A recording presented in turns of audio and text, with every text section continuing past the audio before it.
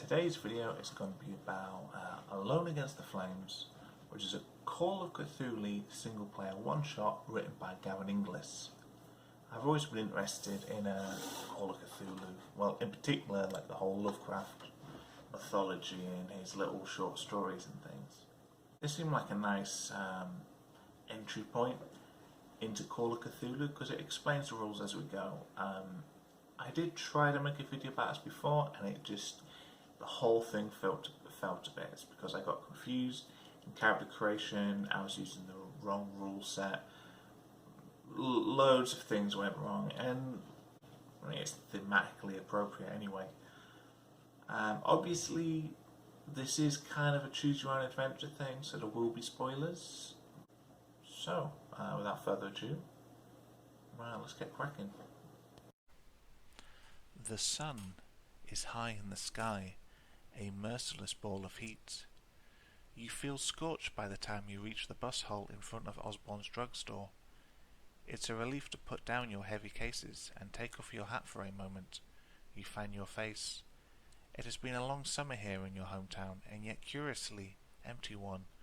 You look across the street at the grubby butcher's shop, the grocer's with its faded awning, and the shabby tobacconist.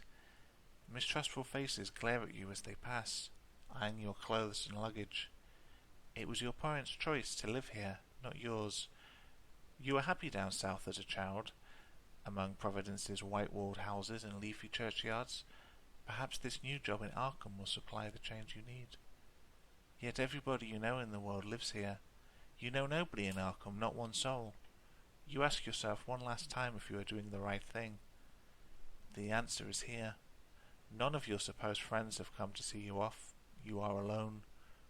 Whatever challenges lie in Arkham, it will be a new life, and a brave one. A small grey motor coach approaches and rattles to a stop. You put your hat back on and pick up your cases. Go to 263. Two young men with sullen expressions alight from the coach. One looks you up and down before heading away. The driver also steps down, glancing at you before crossing the road to visit the tobacconist. When he returns, he is rolling a cigarette between his yellowed fingers. He gives it a final twist and examines you as he reaches for his matchbox. He is a thin man in his 50s, dressed in a stained shirt with the bus company emblem. Yet his eyes are sharp in their dark sockets. Where to? You show him your tickets for Ossipee.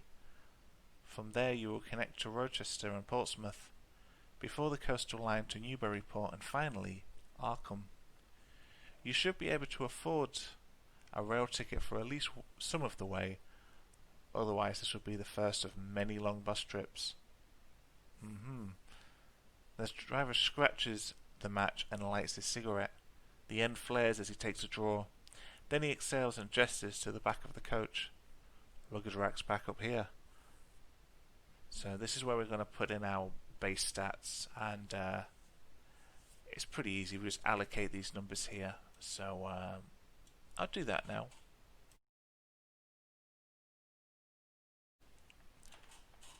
The coach putters through the countryside. At first the interior is stifling and your stomach lurches with every bend in the road. However, the driver opens his window, and by switching seats you find a spot where the breeze hits your face.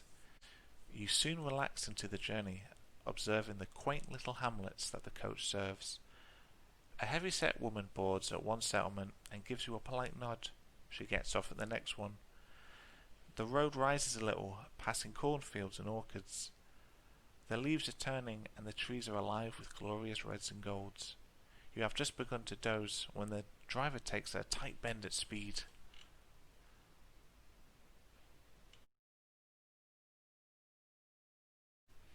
So it says add size and constitution together, then divide the total by 10. So 60 add 50 would be 110, that'd be 11. Okay, so current HP will be 11 hit points. You also have a luck score. Roll 3 6-sided dice. We call this 3d6. I got a 6, a 1 and a 2. multiplier of 3 by 5 to get your beginning lax score. So I guess we add these together, which would be a 9. So that'd be 45. 9 times 5. Now you must make a roll against your dexterity. Roll 1d100. This means rolling 2 10-sided dice, which I do have here.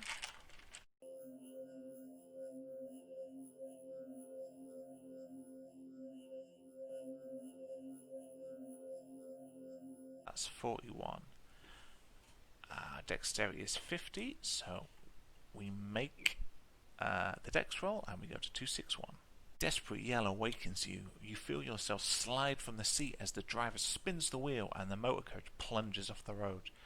You grab hold of the seat in front, just in time to prevent a painful fall.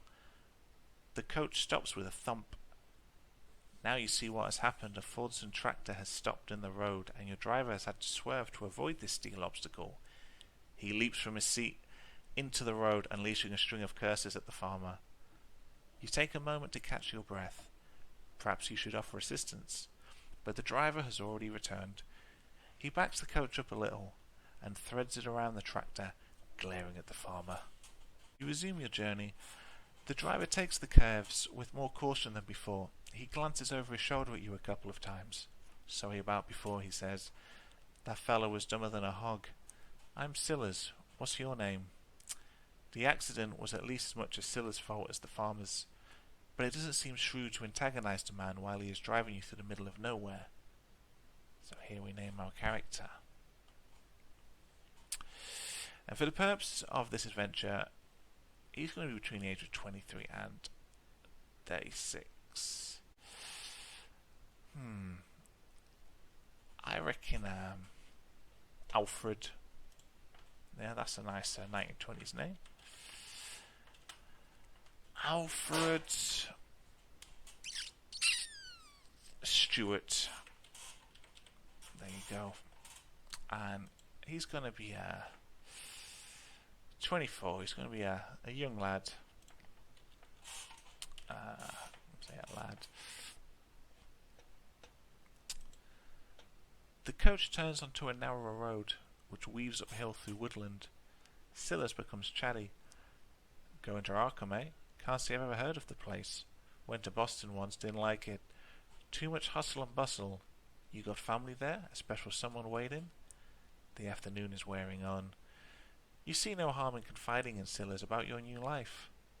Hey, job here. What's your line? Now we have a choice of 5 occupations here. I like to think that Alfred Stewart is a budding antiquarian. You mentioned the assistance position you were offered at Arkham Rare Books and Maps, on the strength of a recommendation by a distant friend of the family. Thinking about the treasures that must pass through that shop returns some of the excitement you felt upon receiving the letter of appointment. You feel a tingle in your palms. You cannot wait to get started. Books, eh? Scylla takes the conversation no further. You get the feeling he's not much of a reader. Our credit skill is 20%. So, credit rating is, I guess it is 20%. Your occupation skills are appraise, art and crafts. So Alfred is he's a crafty man. Specify a particular field. I'm gonna go bookbinding. You know, he sounds like a bookbinder, Alfred Stewart. History.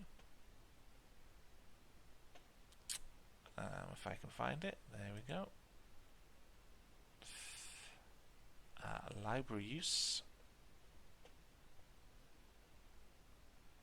Now, I haven't played any Call of Cthulhu, but I have read, a fair amount of Lovecraft's stories. And in my reckoning at this point in time, I believe library use is probably going to be one of the more powerful abilities.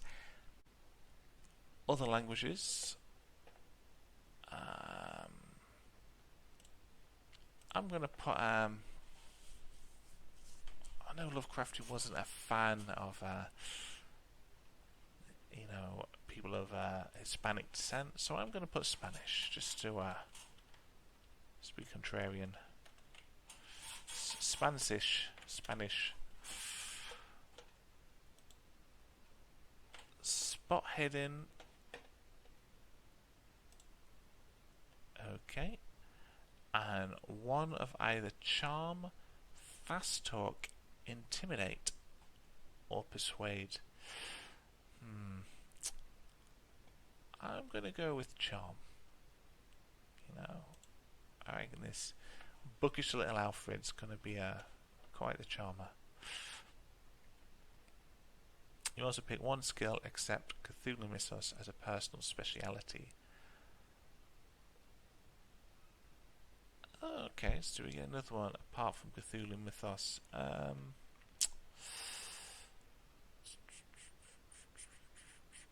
I'm going to put Fighting Brawl. I'm going to say he's pretty... he's gotten a few scraps over his at his bookbinding club, and he's pretty handy. And allocate the following amongst these. So, I'm going to say his library use is going to be his strongest suite.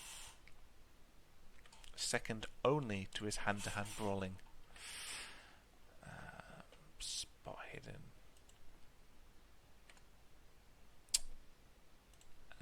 He's so-so at bookbinding and appraisal. His actual job. He's not the greatest Spanish speaker. And I didn't really pay attention to history. Okay, and now we go to 128. You realise Silas hasn't made a stop since the incident with the tractor. The motor coach winds its way uphill.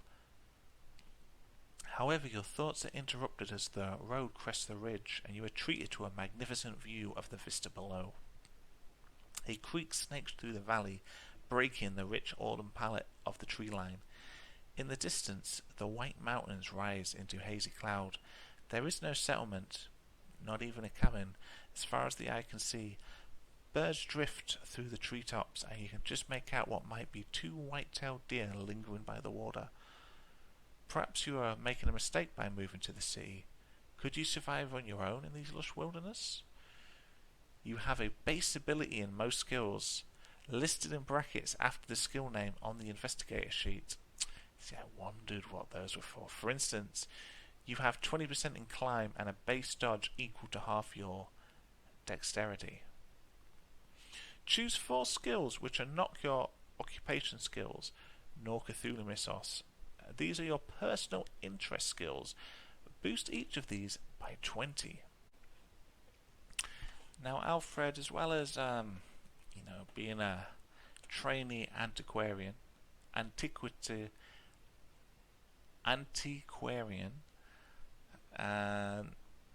bar fighter, and bookbinder, he also has time to dabble in the occult. He likes to operate heavy machinery as well.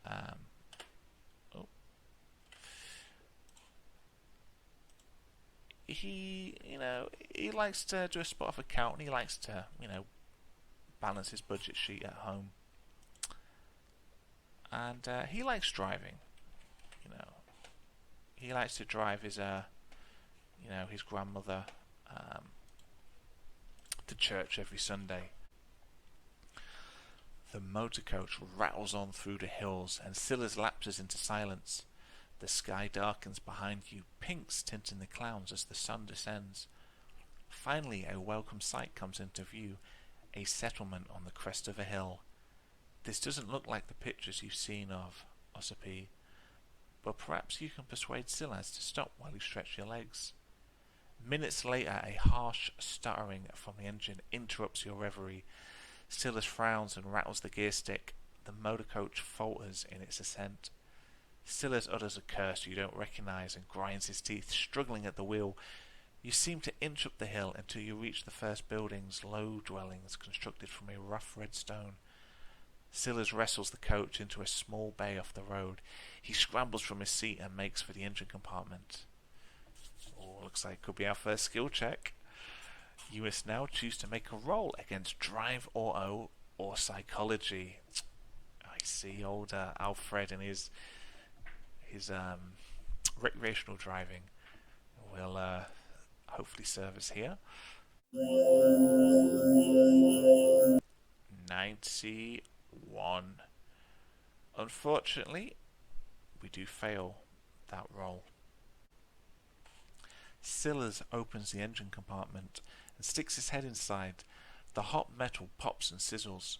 He pokes at various components, then withdraws and wipes his brow, smearing it with dark grease. I ain't sure what's wrong. Might be the oil pressure.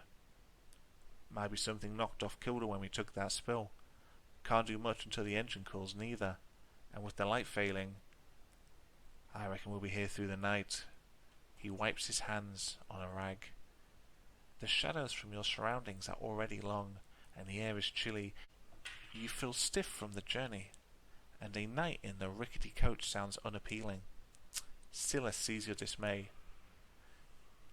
This here's Emberhead, miles from any place. I only come through twice a week, but the folks here are good people.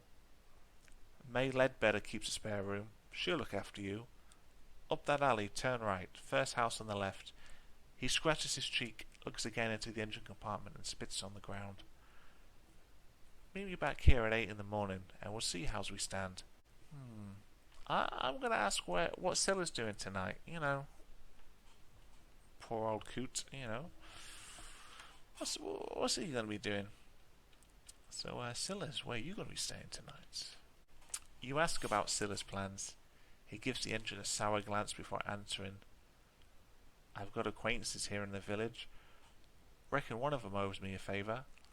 Enough for bread and breakfast in any case. He stares at his grubby hands. Probably won't stretch to a hot bath. You don't seem to have a lot of options. You fetch your cases from the back of the motor coach. The last thing you need is for all your worldly possessions to disappear into some stranger's hovel overnight. Onwards to 267. You drag your cases between the sullen buildings. You feel surprisingly weary considering you have spent all day sitting down. Silas' directions lead you to a modest dwelling with a slate roof. A nameplate reads Ledbetter, and underneath a sign in neat copperplate reads Lodging Room. The lane around you is gloomy, but a lamp flickers in the window. A breeze chills your face. You're not about to begin your new life by sleeping in the street. You rap on the weather-beaten door. After a moment you hear footsteps inside the house. A bolt is drawn back and the wooden door swings open. A figure with loose curls and a rough-looking house dress peers at you. Her gaze takes in your travelling suit and your cases. Her voice has a slight Irish lilt. Hello! Should I take as you're looking for a room for the night? I'm going to drop the accent. I can't do accents. I never intended to do accents. I'm sorry. It won't happen again. Okay, the accent threw me off a bit. So we entered the house, and she mentioned a festival. So I chased upon the lead of the festival to ask about that. Well now, I suppose the festival is about the only reason folks come to Emberhead. I thought you had maybe come to study it or take photographs. Well, it's not tomorrow night, but the night after. I suppose it looks very strange to pass to a passerby. May tops up your tea. The spout chinks against your cup. We've got the beacon, you see. One night every year there's a torchlit procession, and we light the beacon on the cliffs. You've never seen the like of it. They say it keeps the spirit of the village alive for another year. It's a celebration. A celebration. She tails off for a moment and blinks. But you didn't come here to listen to me blather, and you must be hungry. I can rustle you up a bit of stew. How would that be? You ask again about her rates, and May names a price so low you accept it without hesitation. The room is small but comfortable, and the stew dark and hearty. After dinner, you have a couple of hours before your bedtime. Do we talk to May some more? Walk around to get your bearings, or turn in for an early night?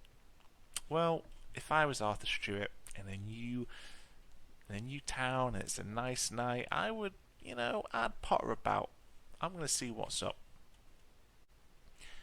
May's brow creases when you announce your intention to take a stroll. Mind how you go, she says. Emberhead's surrounded by cliffs, and we don't have any fancy street lamps here. Take the lantern and watch your step. Outside you see what she means. The sky is overcast and only a few glimmers of moonlight peek from the clouds. Without the heavy lantern you would be walking in near total darkness. You cannot hope to get an overview of the village tonight. Maze Street is a narrow passage, hemmed in by squat, dark dwellings. At the end, however, it opens up. A wide thoroughfare leads off to your right. A crude sign names it Silbury Street. To the left, a few yards away, your light picks out the crooked posts of a simple fence, and beyond that, the ground drops away into darkness. You take a couple of steps closer, but you can see nothing. Air from below cools your face. Then some instinct makes you look around. An ink-black figure stands in the road. About 20 yards behind you, it stares at you. You form the sudden impression that it will run at you and throw you over the cliff edge. This is unsettling. Seeing it has been spotted, the figure slips down an alley. I'm going to confront that dark figure. What's all that about? Alfred's only new. He's not going to take any guff from these swine. As you approach, the figure takes a pace back, then another. It slips down an alley between two buildings. To catch a target, you must make a track roll.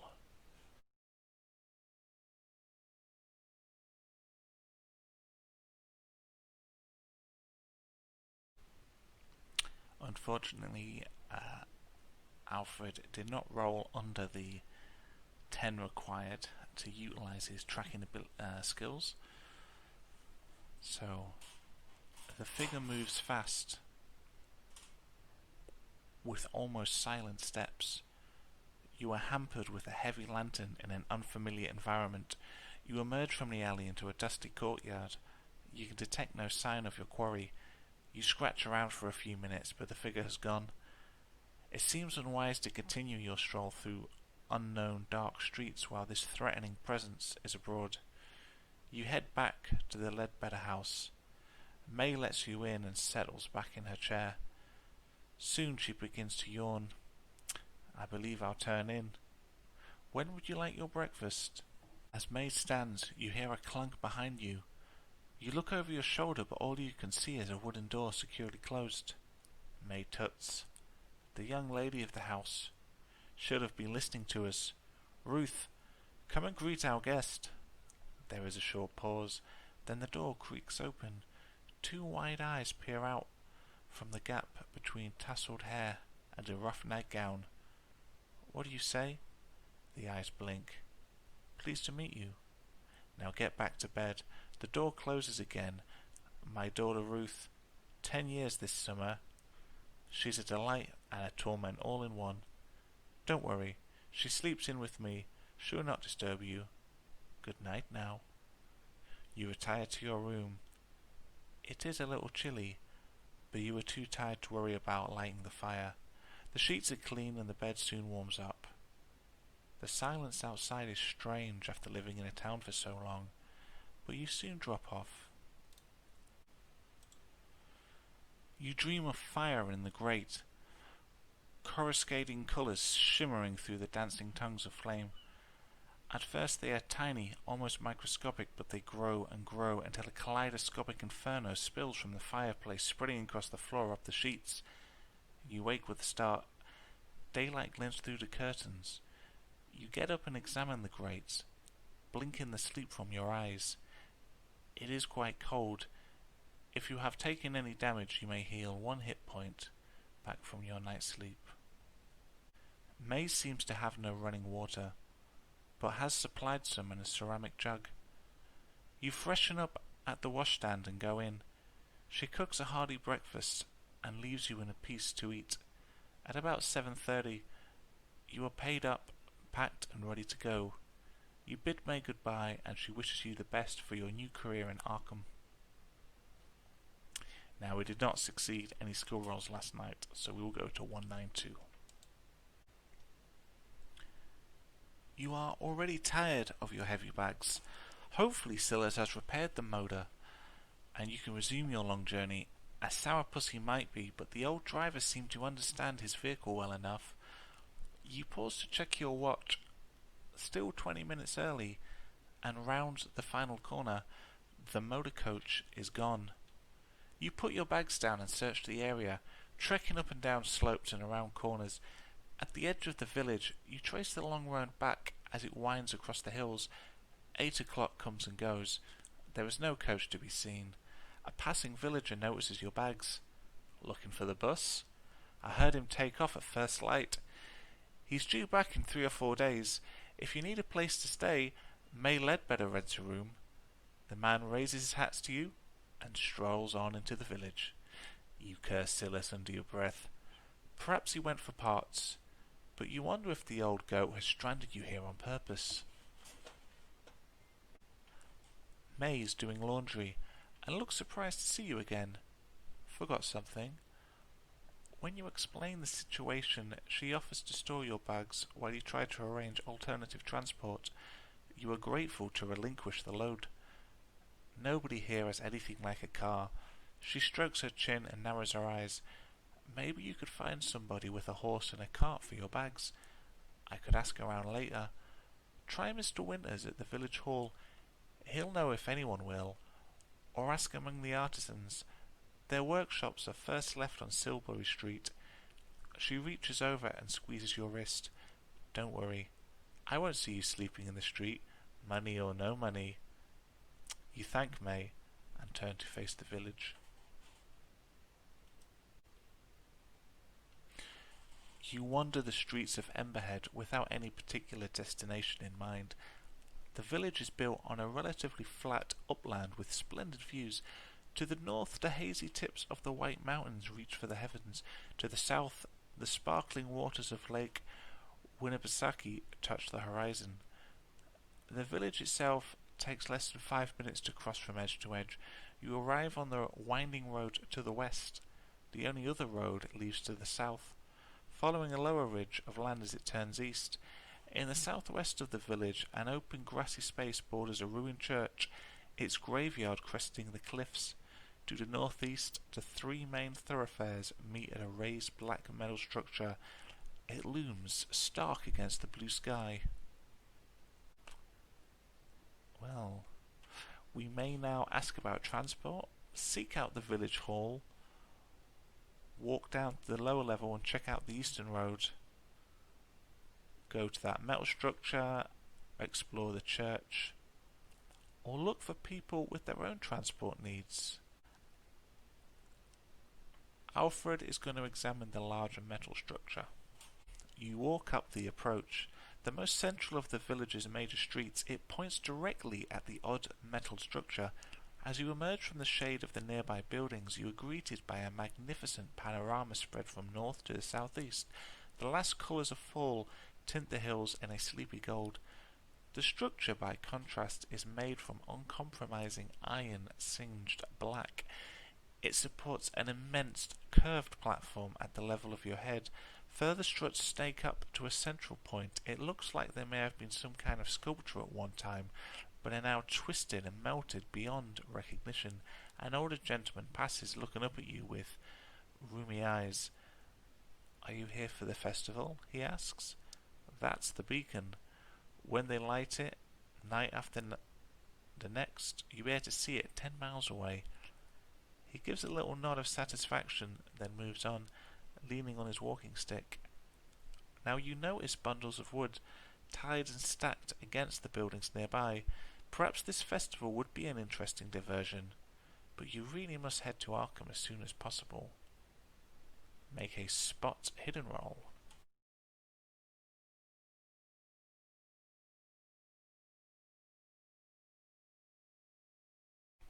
He did succeed, so we go to 69. Eagle-eyed Alfred spotted the hidden secret. As you walk away from the iron structure, you notice something strange about the construction of the village. All the wooden dwellings are concentrated in the west and the southwest. To the east and the northeast, closest to the beacon, the buildings are formed from dark brick and clay. Does this mean the settlement began at the beacon and spread west? You may checkmark the small box beside the spot hidden skill. Alfred's going to ask about transport at the local general store. The general store is on a corner beside the main road, just before it plunges to the south. The shopkeeper is a brisk, immense lady with a starched apron and strong shoulders. She looks hard at your unfamiliar face. Transport? There's a motor coach that comes through twice a week. Missed it. Truck brings in my supplies every second Tuesday, but he's not due until next week. She shrugs. It seems Emberhead is content to keep its distance from the outside world. You have enough money to buy one or two inexpensive everyday items here. Note them down on your investigator sheet. The shop stocks no weapons except a dusty hunting knife. I'll put it down on here. Dusty hunting.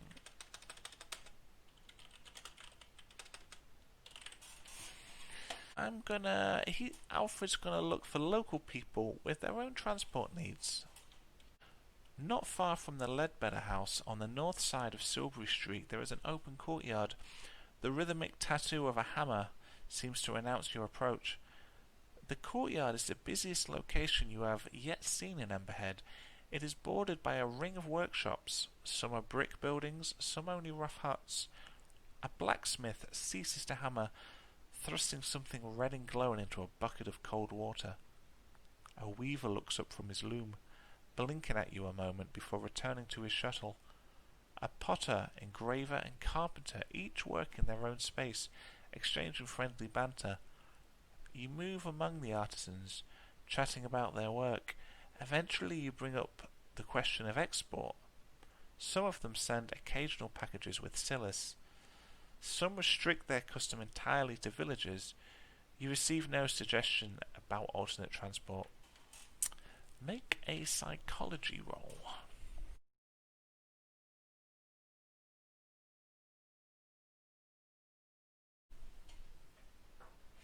Now, we made that with a 6. So, 106. One of the workshops is shut up. When you stray close to it, the repartee between the craftspeople becomes awkward, almost forced. Interesting. You may checkmark the small box beside the psychology skill. I'm still not sure what these checkboxes mean, but I'm sure it'll become apparent. I'm going to walk down the lower level and check out the eastern road. The air is fresh, and the walk down to the lower ridge invigorating. You notice cultivated fields stretching through the lowlands around Emberhead, and among the crops some livestock, but no horses. Are you going to have to make your onward journey on foot? Further down, the road skirts the edge of the ridge and descends. There are a few scattered hovels here with signs of habitation. They are set a substantial distance apart. As you examine them, a door opens and an older man steps out. He wears a bedraggled suit, but carries a piece of cloth which he tosses over his head like a hood. As he does this, he sees you and freezes. Make a luck roll. The strange man breaks into a run, fleeing from you along the ridge. His gait is lopsided, but his movements have a maniacal intensity. If you give chase, turn to 150. If you have better things to do, turn to 160. You turn back to the road and your core business, getting out of Emberhead and onwards to Ossipee. The ridge gives you a good viewpoint from which you can see the course of the road. It winds with the hills, disappearing into woodland for a while before emerging further on. You lose sight of it somewhere toward a second patch of woodland. By your best estimation, that is at least 6 or 7 miles distance. You see no other settlements or traffic. It may be worth taking a chance and walking. The weather is still mild, but you still need supplies before you attempt it. You cross the street towards the church. As you glance to your left, your gaze alights on the large metal structure. Something bothers you about its positioning. You back up and look again. Yes, Emberhead's central thoroughfare points directly at the structure. This seems too precise to be a coincidence. You press on and draw into the shadow of the church. The building is in a sorry state. The top of the steeple is missing, a ragged gash of splintered board marking its absence, and the floors beneath it have collapsed. It appears to have torn through the roof of the main building as it fell. Only the back half is still intact. The white paint which once covered the church has yellowed and peeled. It seems safe enough to explore the rear section. Old pews are stacked against the wall, choked with mildew. Most of the windows are broken. You guess this church has been disused for about 20 years. This is little more to interest you. Make a ride roll.